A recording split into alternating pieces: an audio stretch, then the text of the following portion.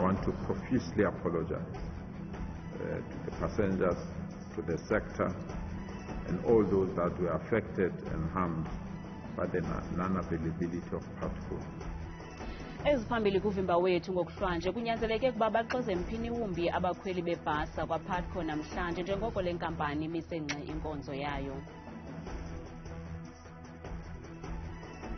They keep fabricating your stories and your lost memories. Usapho nezihlobo zika Katlego Bereng ziphume ngendlu zazimasa Inkonzo yokugqwala emswaneni e-Bloemfontein e-Freystata ngalemva kwemini. We know that we have an opportunity come Saturday, and we have to be present and compete as best as we can. Kuzadlana intsimbi kumdlalo we-Nedbank Cup phakathi kwe-Orlando Pirates ne-Kaizer Chiefs ngomgqibelo.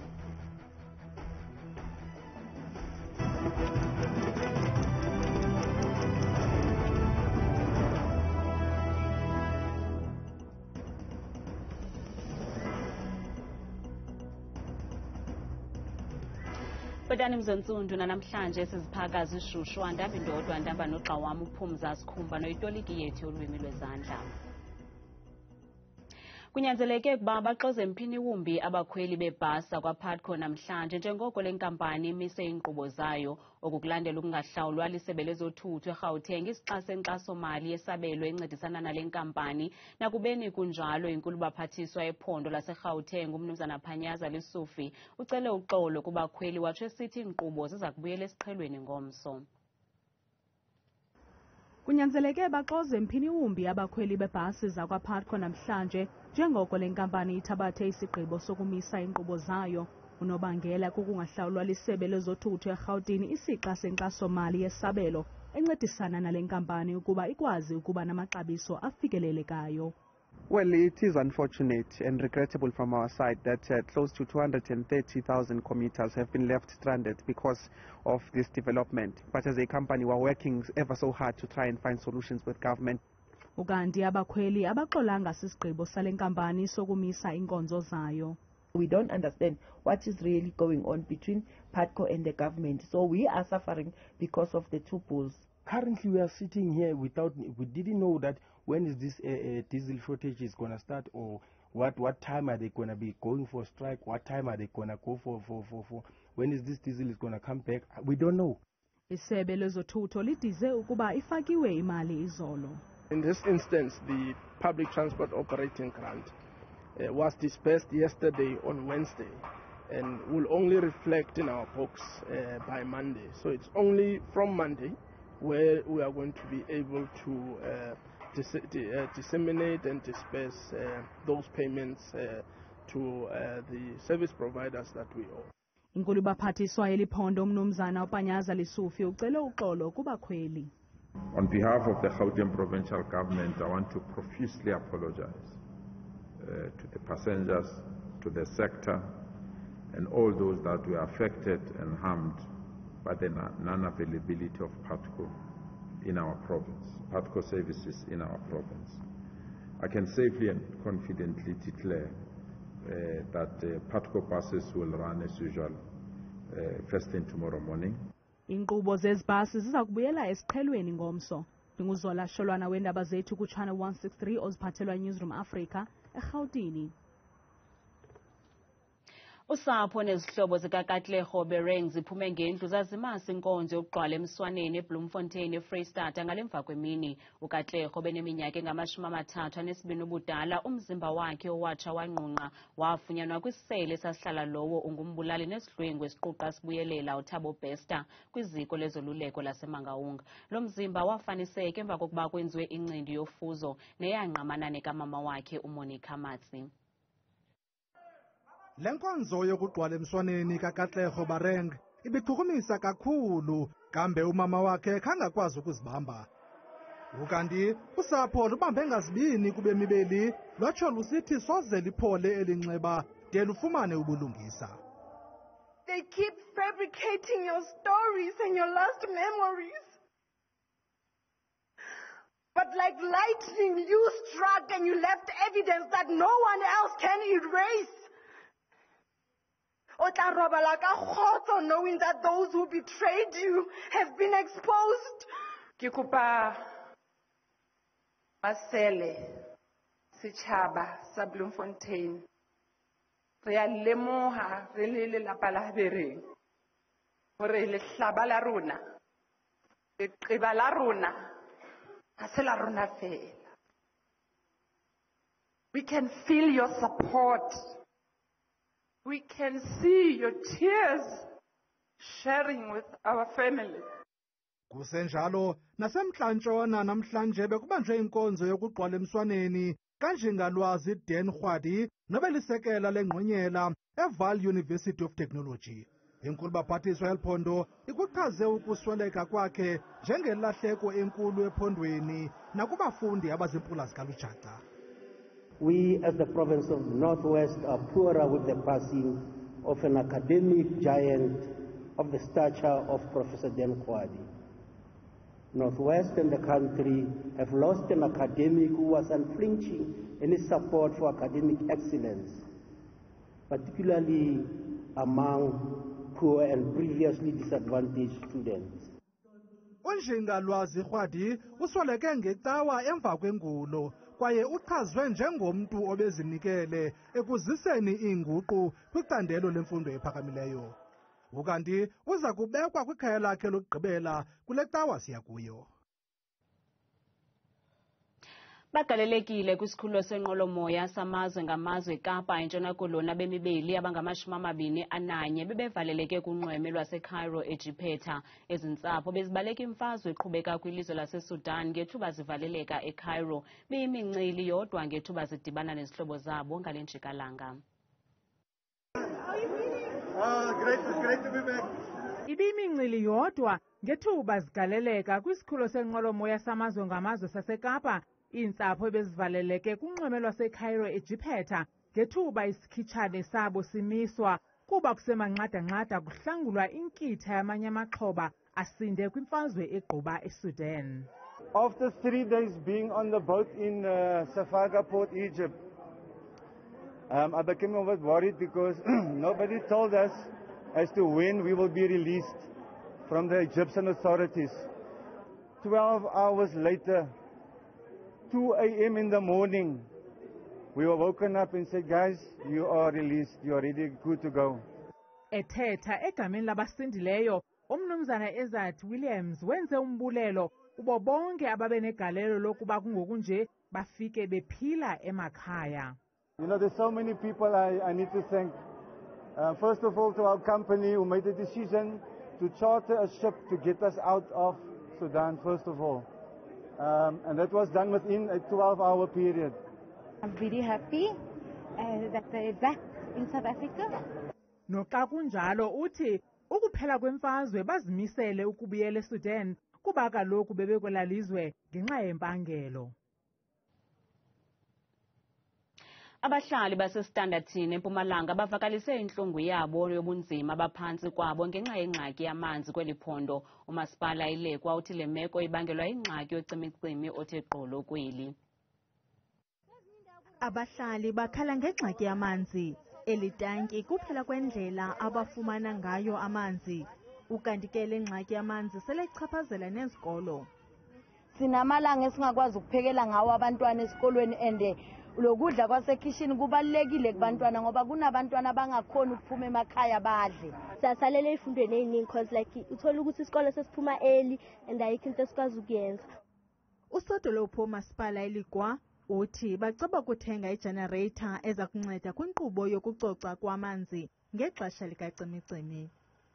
The main reason we are experiencing this challenge of water is the higher stages of load shedding, which makes our plant unable to pump enough water because our plant is electricity operated. In terms of the water being dirty, yes, we have discovered that the issues of operation and maintenance for the proper cleanliness of water regarding the systems that they are using, there has been some issues there, and there are some plans that have been put in place to just make sure that the municipality supplies the necessary equipment to be able to clean water. Abahlali abadikwa yeyokosa bagrogrisa ngokuqhankqalaza ukuba bafumane isisombululo esikhawulezileyo. Kwalapha kulovimba zisube imiphefumlo engaphaya kwe-130 izikhukhula zemvula eRwanda, kodwa masithume umntwana evenkileni.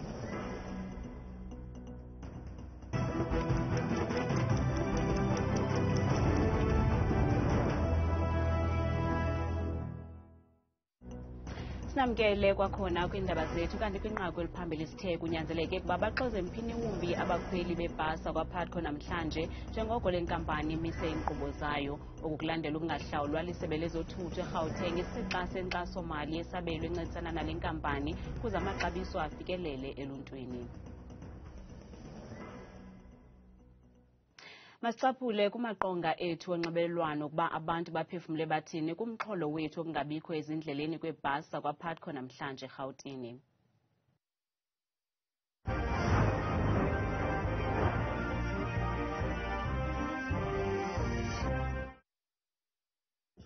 Ezindaba ezimbi ezakho lebhasi zakwaPutco ngase ke ikhawuleze ulungiswe le nto mhlasazi.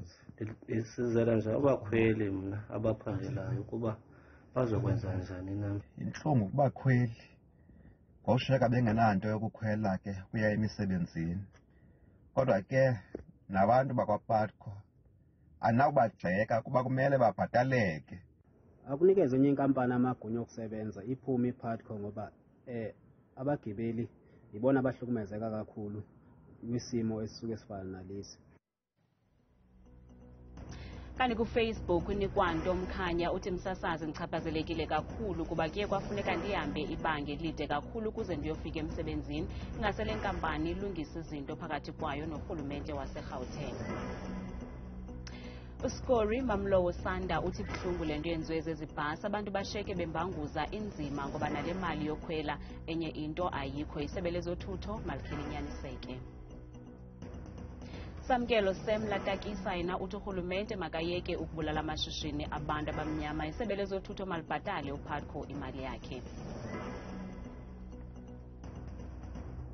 Kanti ungaphefumla kumaqonga ethu onxibelelwano ngokuthi usebenzise le nombolo yeWhatsApp neku-071 670 2548.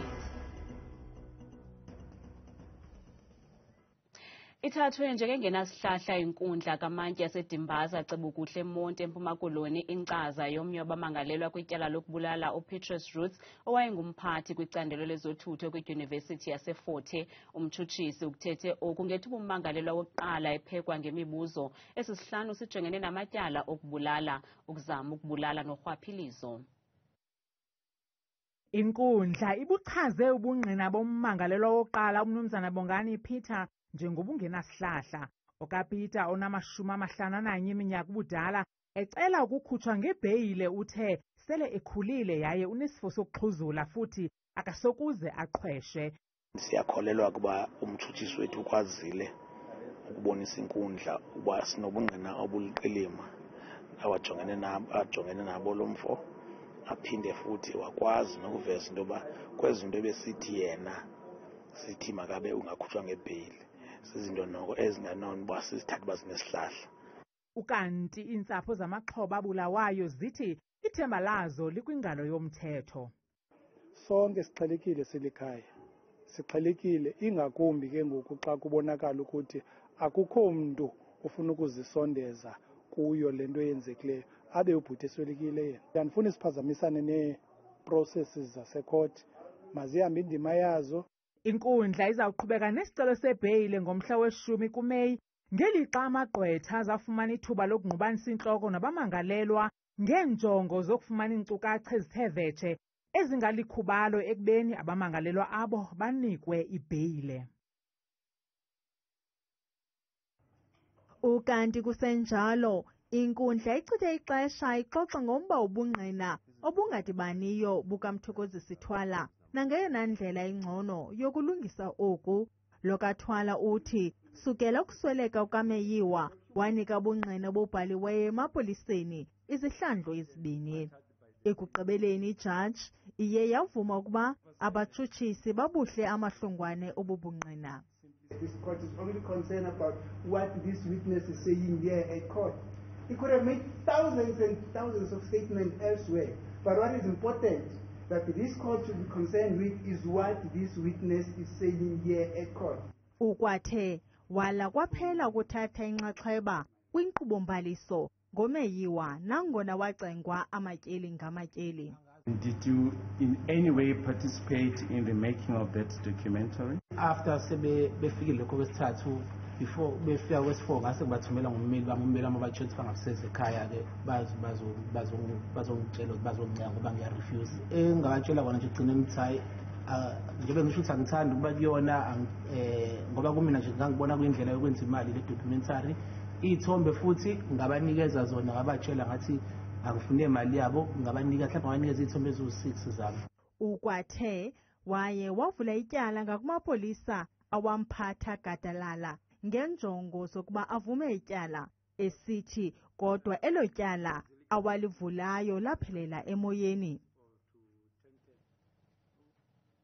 Sisube imiphefumlo engaphaya kwe-130 izikhukhula zemvula eRwanda nalapha ezimpuphuma zingcwabe abantu phantsi kodaka. Kusenjalo lisaqhuba iphulo lokukhangela abasanyamaleleyo. Ngabantu abathe kratya kwikhulu abasweleke ngenxa yezikhukhula nokuphihlika komhlaba okubangelwe ziimvula ezimandla ezithwaxa ilizwe laseRwanda. Amaqela Inkonzo zikaxakeka athe saa akhangela amaxhoba asindileyo nekukholelwa ukuba avaleleke kubugoxo bokudilika kwezindlu. Abahlali abasindileyo bathi banethamsanqa. Umdamu wanjye yarahagaze ku idirishya nanjye mpagaze ku. Inkosikazi yam ibime kufuphi nefestile ngethuba kungena amanzi endlini. Kodwa sizamile ukuphuma noxa ndibethwe yimithi kabuhlungu emilenzeni. Njengoko uzibonela andishiyekanga nanto, andinabhedi, akho nendlu leyo. Ndisindile kodwa andinampahla. Irhuluneli yaseRwanda idize ukuba kuphuphume umlambo iseBhiya, nto leyo ibangele umonakalo omandla. Ngelixa umongameli weli lizwe umnumzana Paul Kagame ethe urhulumente wakhe uphosa igada kumaxhoba yaye aza kugcinwa kwiindawo zokuhlala zethutyana. Emva kwevenkile siyabuya nezoqoqosho. Ake sityebisa amehlo ethu kwimali sijonge ukuba ziqhube njani namhlanje.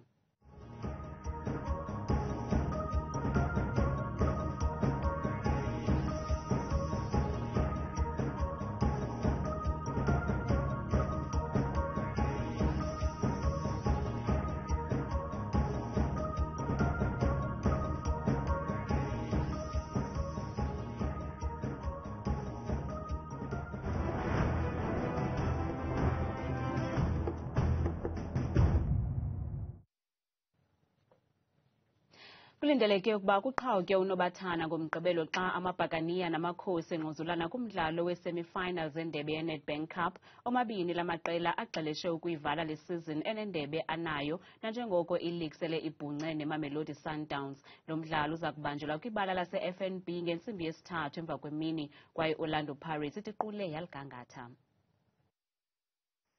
Aza kubutsha amadamana amanzi kwaye kuza kuqhumuthuli kube manzi sali kwibala lase-FNB ngomgqibelo xa umpondo zihlanjiwe baseSoweto besilwela ukuzibekela indawo kumagqibela kankqoyi endebe ye-Nedbank Cup. Umqeqeshi wamabhakaniya uthi nangona iqela lakhe liqhuba kakuhle mvanje kodwa oko akusebenzi kwimidlalo yedabi laseSoweto. The momentum or the moment of form is not playing so much or a big role in this type of games because we all know what it means and our opposition as well, and like the captain said before, it's about make sure that we wanted more than them. Ukanti ukapteni wamabhakaniya uthi baza kulwa kude kube sekugqibeleni. We know that we have an opportunity come Saturday and we have to be present and compete as best as we can. Kuza kwaziwana ke ngomgqibelo. Thabile Makhaphela selengqangile nemozulu.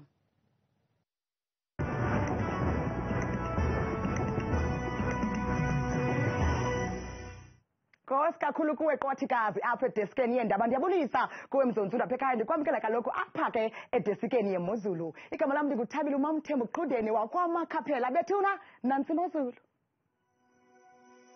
masivule ke mzonzulu sijonge phaya empuma koloni ezehlisa monti ngamashumi amabini abenesibini amathontsana njengephi ezamvula kwakhona phaya egqeberha ngamashumi amabini ekhatshwa sisinye lizole kamandi zizulu phaya emva kwemini nangorhatya lwangomso nanto ke imeko phaya e-Freystata e-Bloemfontein ngamashumi amabini abenesithandathu ngamathontsana kwakhona mbukeli ezantshizane phaya emini kwakhona ke mbukeli phaya koSasolburg ku-25 degrees naye ukhatshwaze zintshizane kwasemini phaya ngomso sihlabele mgama jonge phaya eRhawutini eJohannesburg ethembisa naseSoweto ngamashumi amabini abenesithathu ngamathontsana njengephi phaya emini zemvula kanti phaya eVereeniging ku-25 degrees naye ucwengile hamba nami ke mbukele sijonge phaya kwaZulu Natal eThekwini ngamashumi amabini nje abenesithathu limathumba ntaka kakhulu ke elazulu phaya ngomso ibe njalo le meko phaya eMgungundlovu ku-24 degrees naye mhle kakhulu phaya ngorhatya lwangomso naso kwakhona ke mbukele wameko phaya eLimpopo ePhalaburwa neziphaluka ngamashumi nje mathathu abenesibini ngamafu njengephi phaya ekuseni kanti loo meko iyafana naphaya ePolokwane ku-27 degrees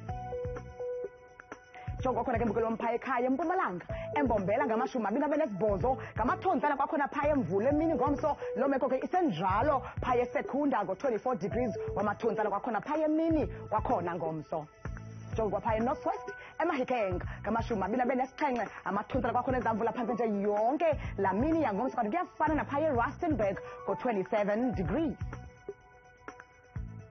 mbukelo wamapha ekhaya nantso ke yona imeko phaya eNorthern Cape eKimberley ngamashumi amabini abenesixhenxe ngamathontsana kwakhona phaya entshizane phaya emini ngomso kwakhona phaya eUppington kusafana ngo-31 degrees naye usibekele kakhulu phaya kusukela ekuseni emini nangorhatya lwangomso kanti imeko phaya eKapa lodumo entshona koloni lishumi nje nesithoba elizwe kamandi siqugumele emzontsundu imozulu phaya ngeGeorge ngo-17 degrees naye mhle kakhulu ngomso ngorhatya ndikuqhudeni ngozi umamvelase mna ndikuthanda kangaka xesha lemyoli